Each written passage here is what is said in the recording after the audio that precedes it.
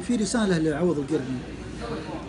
عوض القرني دائما يكذب على الشعب السعودي ويحاول يغرب الشباب ويقول ما في تنظيم الإخوان إنما هو تيار. لكن أنا أقول يا عوض لا تكذب، أقسم بالله أنه تنظيم، وإن أنا وياك يوم من الأيام كنا في الخبر وإن أنا حضرت لك في هذا التنظيم.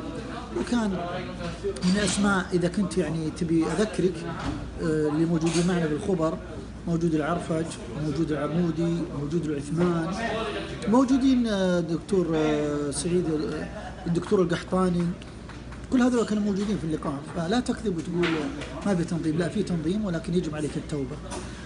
وأنا أقول هذا عشان لا ينخدع الشعب، هذا التنظيم الموالي لتنظيم الإخوان الدولي الخبيث.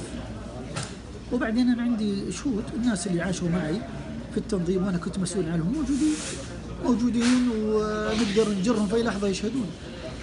في واحد اسمه الخلفان، في واحد اسمه الحجي، في واحد اسمه مقاطي، فيه مجموعات كثيرة جدا